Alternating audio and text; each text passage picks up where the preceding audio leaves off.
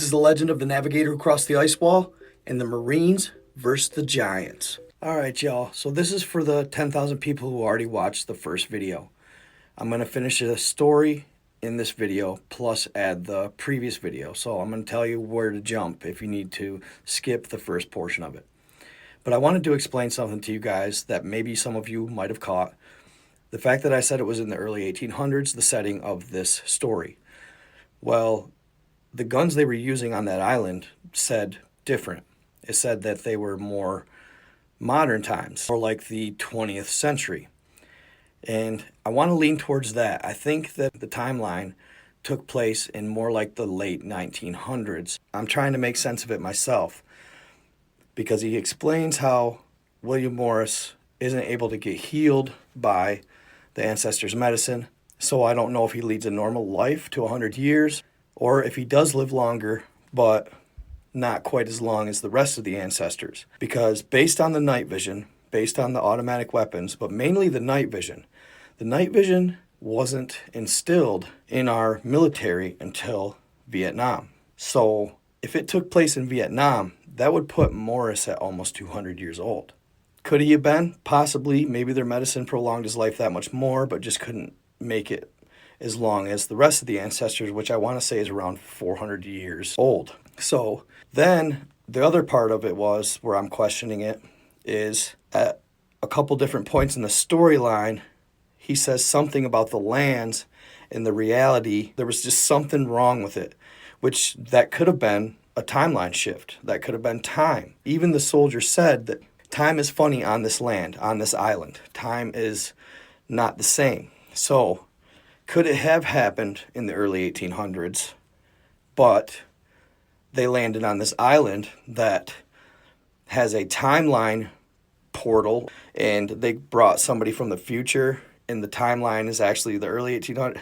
Like, it's really confusing. So I want to say that my guess would be Morris maybe could have lived to more like 200 years old or maybe a little older because of the ancestral medicine. You can see that he talks about it in the story. He even mentions it, that it helps, but it didn't fix the problem. So maybe he's actually just 200 years old, and it is more like Vietnam era, 80s, 90s. It's hard to say. Let me know what you think in the comments, what it was. So that's where the discrepancy is. I just wanted to clarify that. What's up, Night God family? Night God here, and I've got something super cool to share with you today. So I've been working on sprucing up my place a bit lately, and Legendary Wall Art just sent me one of the most stunning pieces I have ever seen. Seriously, if you're looking for a way to bring some personality and style into your home, these guys have you covered.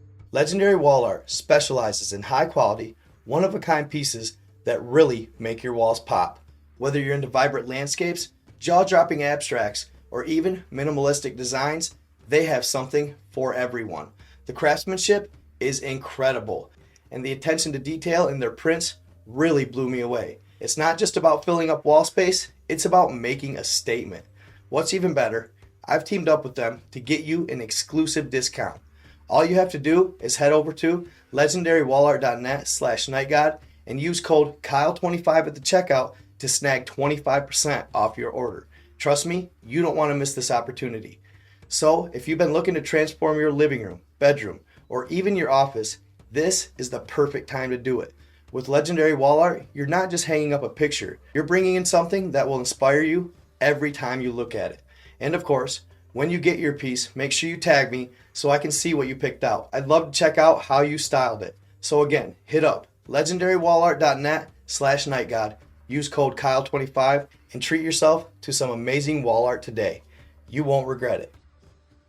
So a quick update. At this point, it's been years since they first navigated and crossed the ice walls to get to the ancestral lands. William Morris went on to remarry and have a daughter, Helen Morris, but unfortunately, he was very sick from being born and living in the known lands for so long. The ancestors, though they had a super advanced technology, were not able to totally heal William Morris. The poisons in the air had infiltrated his system and he was just too far gone. So there was just nothing they could do to help him with the situation. It was right around the early 1800s, and Admiral Butler and Captain Morris were planning another trip to the known lands. Prior to this, They weren't able to infiltrate them because the custodians had such a tight grip on the boundaries and the entrances into the known lands. And the same goes for underwater. They had all the passages completely locked up.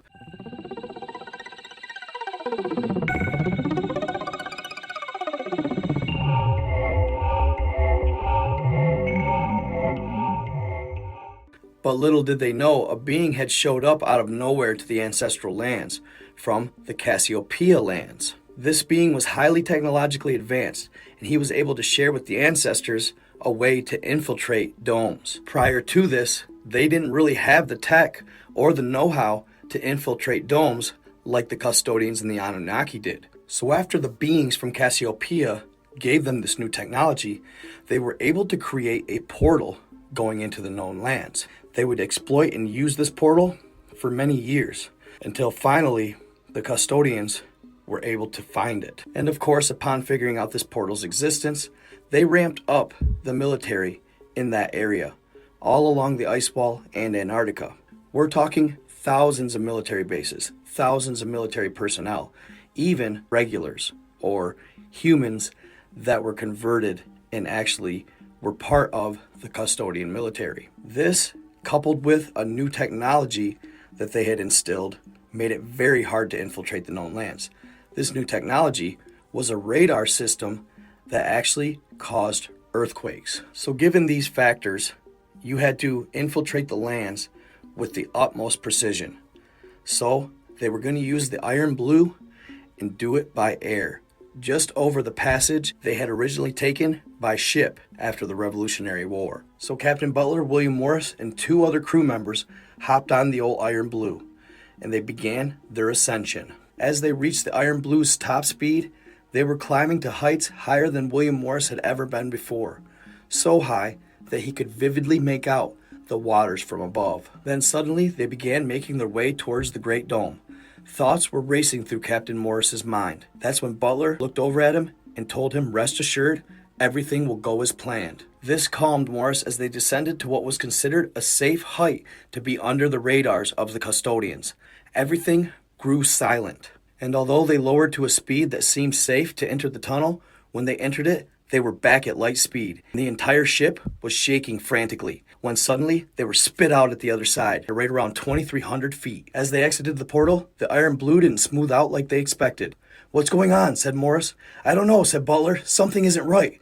We gotta land this thing." The pilot next to Butler was able to right the ship, but regardless, they were losing altitude rapidly. They'd find themselves landing in a wooded area between 2 high mountain passes. They maneuvered her as gently as they could, but her wings would crash into the trees as she landed. "So this is how my return to the No Lands is gonna go?" thought William. They got out of the ship in disarray. "Hopefully the custodians didn't spot us on the way down," said Butler. "The best thing we can do right now is gain a little separation from the ship. That way we aren't waiting here like sitting ducks, just in case they did," said William. "Where are we?" said one of the Marines. "I don't know. We seem to be on one of the southernmost islands of Antarctica," said Butler. So they started heading deeper into the wilderness, where there was a dense fog about 10 feet or so off the ground. You could barely see anything in front of you. Regardless, they kept moving forward. At this point, they were about 900 meters away from the ship and heading north, when suddenly they began hearing something crashing through the woods. So they hid in some thick grass and waited. They sat there for about a minute when suddenly the sound stopped. Nothing but silence. So another minute goes by, then 2, then 3, then 5. At this point, they figured whatever it was must have gone. So they went to get up, but as soon as they did, they were shocked as a soldier was standing there with AR-15, but he quickly put his left hand on the gun and raised his right hand, signaling that he was a friendly. He motioned to them silently, "Stay quiet and come to me." Butler said they should do what he asked, and they all make their way towards him. What was this soldier doing patrolling in this part of the known lands, thought William. I didn't think there was any humans that even knew these lands existed. Butler explained, "Let me handle this. I'll do the talking," as they walked up to the soldier and greeted him. He then asked what battalion they were from, and Butler answered quickly and in detail, making sure the soldier didn't question anything. The soldier then introduced himself as Charlie and began handing them fruits and rations. He then explained how he got there and how confused he was that he was there at all. Charlie then patted Morris on the right shoulder, giving him condolences for being there. Human brothers, he'd say. It's always good to have a brother to walk alongside me. They started questioning his mental health at that point. If he really knew what was going on around him, he'd soon find out that they were the ones unaware of the current situation. Ah, said Charlie to himself. Now I understand. You are new, and you haven't seen the killer beast yet, have you? They all looked at each other, baffled as to what the hell he could be talking about. Friends, I'm curious to see the look on your faces when these beasts come upon you in an instant, because I have seen it on everyone's faces that has seen them up to this point. Listen, said Butler. What beasts are you talking about? You'll see, said Charlie, as he pointed his rifle towards the horizon. There, he's right over there. Look, you'll see him. He's lying down. Hold on, he'll move in just a second.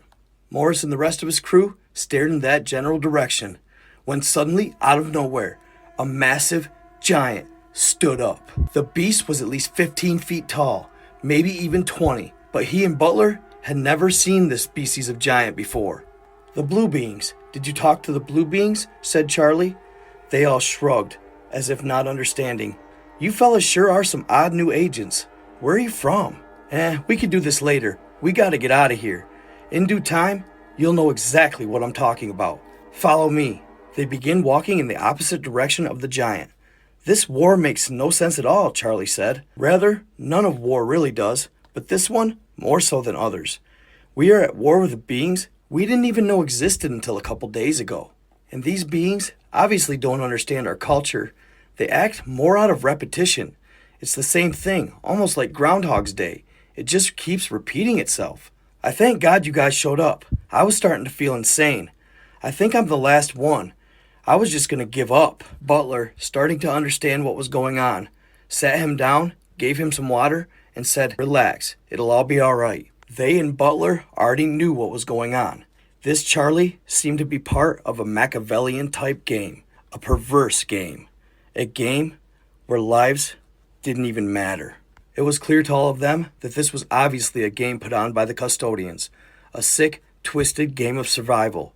Beasts versus soldiers of the known lands. Charlie finally started to catch his breath, and he looked around at beings like him, and this seemed to calm him in the moment.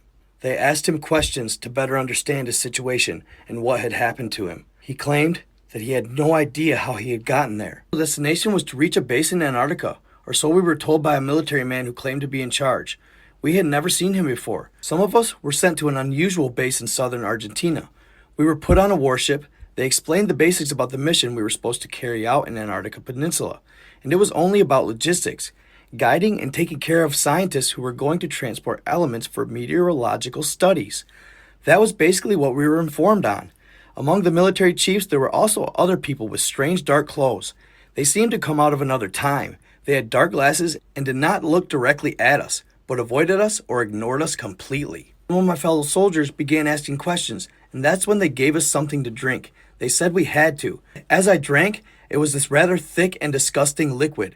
Then my legs started to feel a weird sensation. Then my waist. Then my chest seemed to burst, and I fainted. I woke up among the rocks and the swamp, while unknown people were running and screaming in pain around me.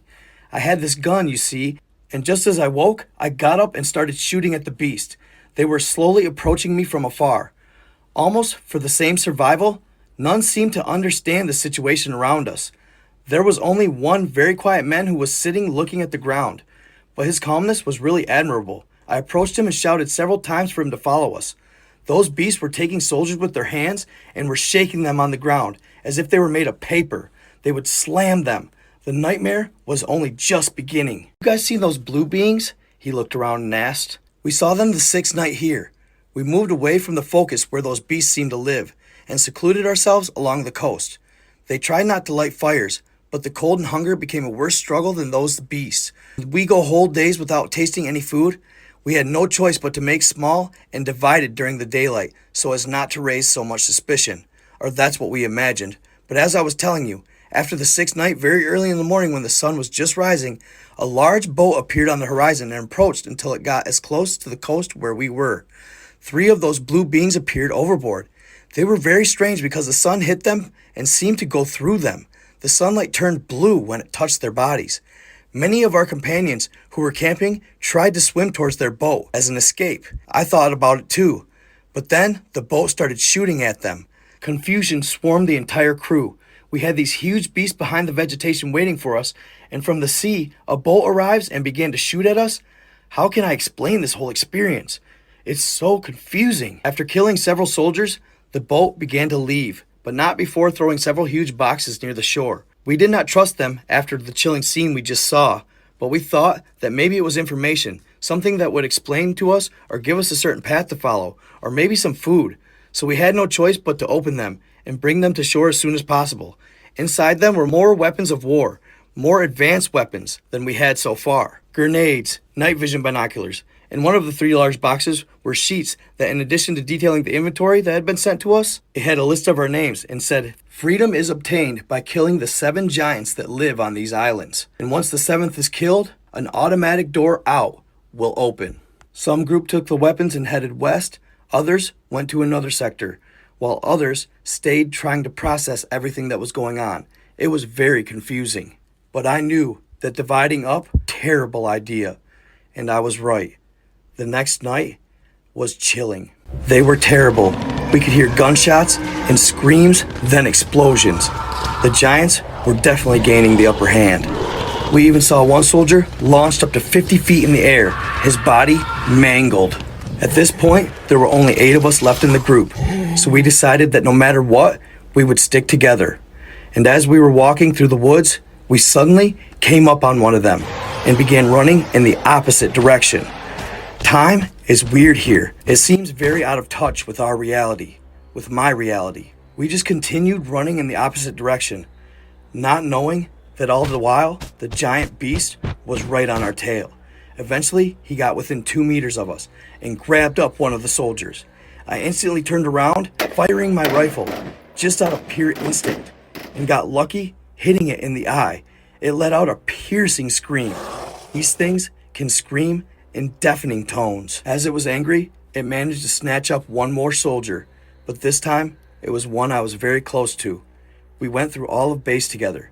He was my best friend. Butler, realizing how much danger they were in after hearing his story, said, "Sorry for your loss, but we gotta get going.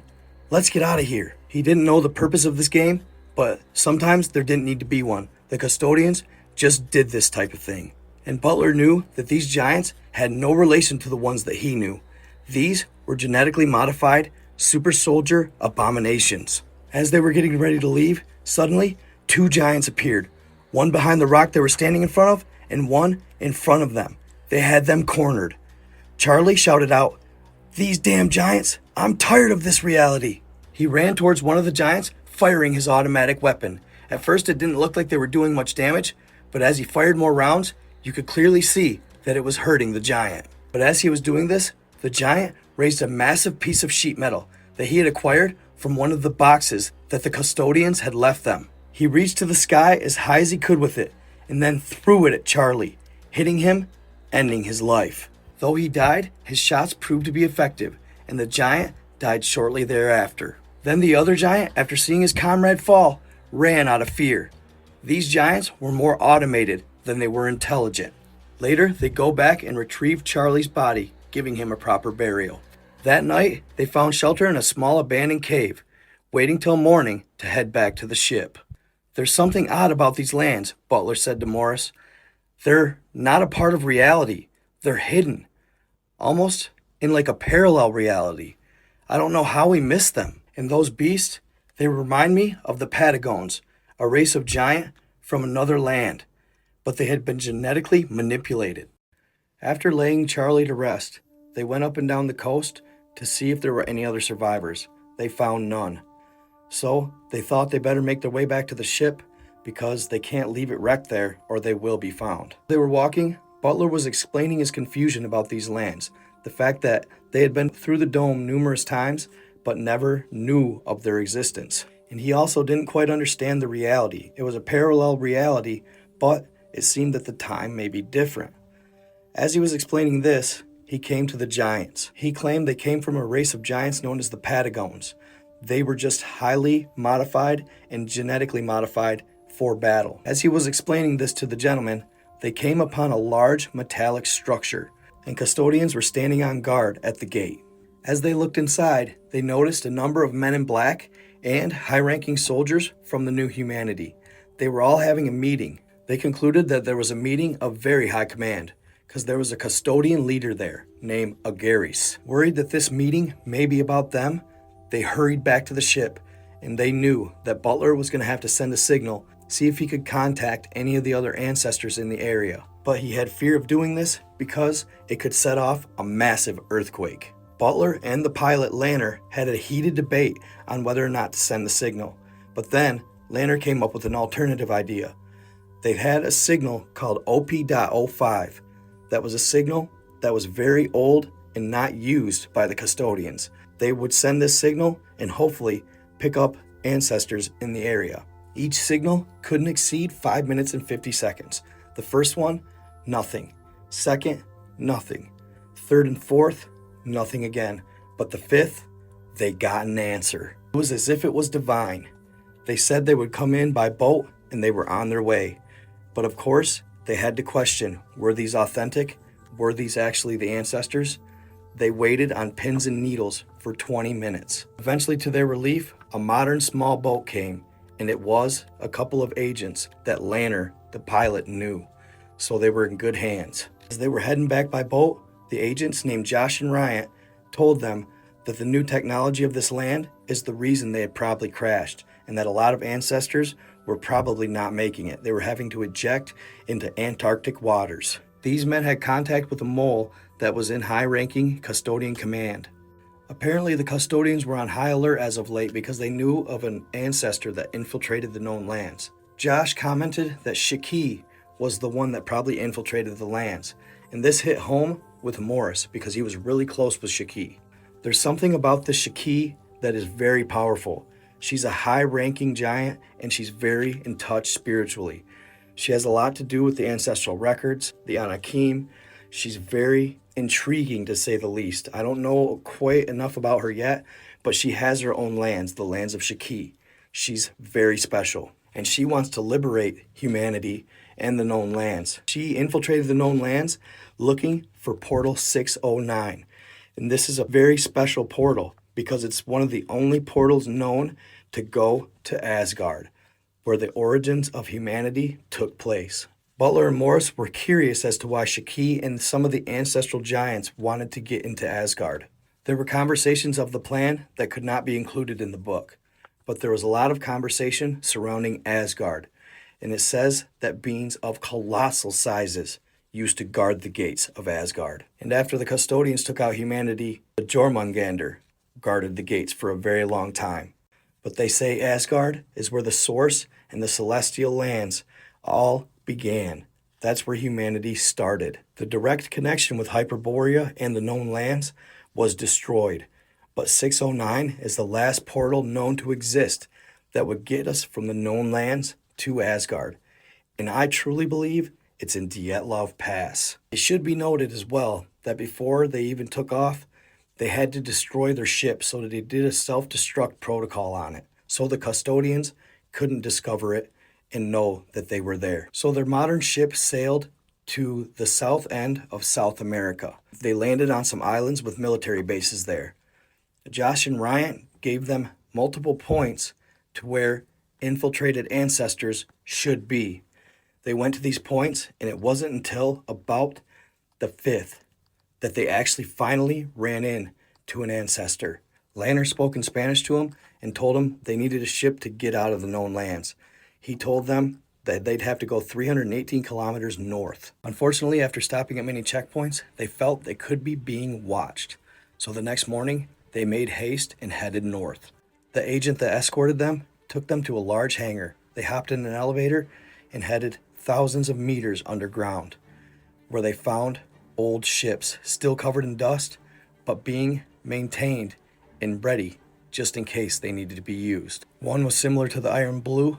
Morris, Lanner, and the 2 other agents hopped on that one. Butler and the new agent hopped on the smaller one. Sure enough, as they took to the air, 2 more ships popped up behind them. They were custodial regulars, and they must have been tipped off by somebody at one of the bases. They were maneuvering and trying to lose them, as they headed towards the portal in the dome. Butler and the agent were following Lanner and Morris as they approached the portal, when suddenly the custodian regulars peeled off. Confused, Butler looked at the agent, when all of a sudden, boom! Lanner and Morris hit an invisible wall right in front of the portal.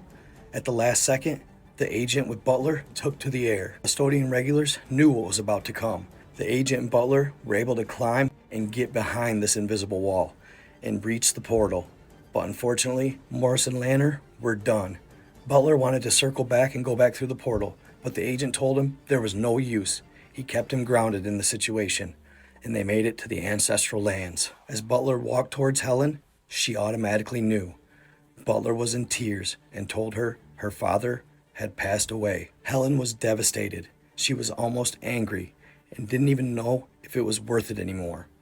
But deep down, a fire lit inside, and she knew she must carry on her father's legacy because he wanted nothing more than to liberate the new humanity in the known lands. There you have it, folks. Absolutely mind-blowing encounter with Captain Butler and William Morris. I never saw that coming when I first read the story.